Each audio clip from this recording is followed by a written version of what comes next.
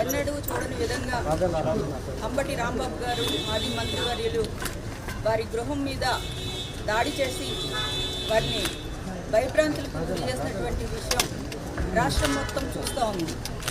వారు వయసును కూడా గమనించకుండా వారి కుటుంబంలో ఇంటి మీదకి వచ్చేసి రాళ్లతో కర్రలతో దాడి చేసి వాళ్ళను ఏ విధంగా భయపెట్టారు అన్నది రాష్ట్రం మొత్తం చూసింది. ఇప్పుడు ఆ కుటుంబాన్ని కలుసుకున్నప్పుడు వారి కళ్ళల్లో ఇంకా ఆ రోజు జరిగినటువంటి సంఘటన తాలూకా భయాందోళనలు ఇంకా వీడిపోలేదు. వారు ఇంకా నిద్రాహారాలు లేకుండా భయంతో మరి మా ఇంట్లో ఉన్నటువంటి మహిళలందరూ కూర్చొని ఉన్నారు.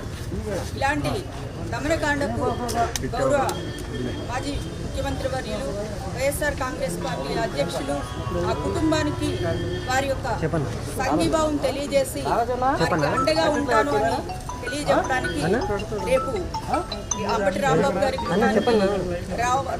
రావడం జరుగుతూ ఉంది. అందుకు ఈరోజు మేమందరం వచ్చి ఆ కుటుంబాన్ని పరామర్శిస్తే ఇప్పుడే వాళ్ళ పాప చెప్తా ఉన్నారు, మళ్ళీ తిరిగి పోలీస్ కస్టడీకి తీసుకుని ఆయన్ని శారీరకంగా మానసికంగా మళ్ళీ వేదనకు గురి చేసి ఆయన్ని కొట్టాలని చూస్తున్నారని చెప్పేసి తెలియజేస్తూ ఉన్నారు.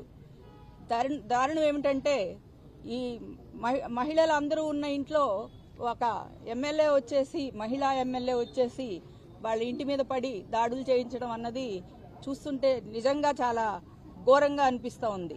రాష్ట్రంలో శాంతి భద్రతలు కాపాడాల్సినటువంటి పోలీసులు దగ్గరుండి ఈ దారుణకాండను జరిపించడం చూస్తుంటే మనం ఎక్కడ ఏ పాలనలో ఉన్నామా, ఏ యుగంలో ఉన్నామా అనే అనుమానం వస్తుంది. మనం రాక్షస యుగంలో ఉన్నామా, ఈరోజు త్రేతాయుగం దాటాము, ద్వాపర యుగం దాటాము, కలియుగంలోకి వచ్చాము. రాజ్యాంగాన్ని డాక్టర్ బిఆర్ అంబేద్కర్ గారు ఇచ్చినటువంటి రాజ్యాంగాన్ని అమలు చేసుకుంటూ శాంతియుతంగా ఉండాల్సినటువంటి రాష్ట్రంలో రెడ్ బుక్ పాలన అని చెప్పి మొదలుపెట్టి ఈరోజు అందరినీ కూడా వారికి ఎవరైతే టార్గెట్ చేశారో మొత్తం వైఎస్ఆర్ కాంగ్రెస్ పార్టీ లీడర్స్ అందరినీ కూడా అరెస్టులు చేసుకుంటూ పోతూ మరి ఏమాత్రం ఒక ఎలా ఇబ్బంది పెట్టాలని కార్యకర్తలందరినీ కూడా భయభ్రాంతులకు గురి చేస్తున్నటువంటి ఈ రాక్షస పాలన ఖచ్చితంగా పోవాలంటే దాన్ని మనం రాష్ట్రపతి గారికి నివేదించుకొని గవర్నర్ పాలన విధిస్తే తప్పితే ఈ రెడ్ బుక్ రాజ్యాంగానికి అంతం లేదని కూడా తెలియజేస్తా ఉన్నాం. మా మాజీ ముఖ్యమంత్రి వర్యులు మా అధ్యక్షులు వారు మరి కుటుంబాలకు తర్వాత జోగి రమేష్ గారి కుటుంబం మీద కూడా పెట్రోల్ బాంబు దాడులు చేయడం జరిగింది. శుక్రవారం వారిని పరామర్శిస్తారు.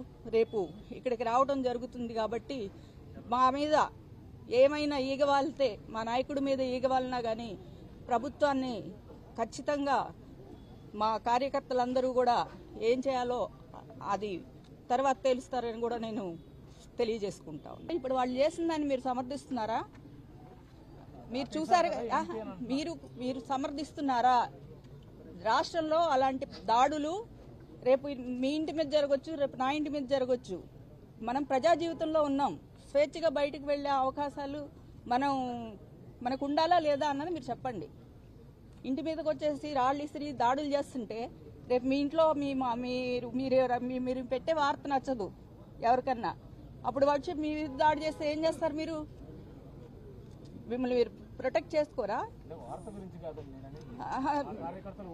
ఊరుకోరంటే ఏంటి? మేము అండగా ఉంటాం ఆ కుటుంబానికి. మమ్మల్ని మేము రక్షించుకోవడానికి తీసుకుంటామన్నాను. ఊరుకోరు అని అంటే with in the frame work of constitution and law and order చేసుకోండి, అంతేగాని వాటిని బ్రేక్ చేసి చెయ్యం. అదే అండి, ప్రత్యేకించి అడగక్కర్లేదు. అంటే వాళ్ళు చేసిన పద్ధతులు బట్టి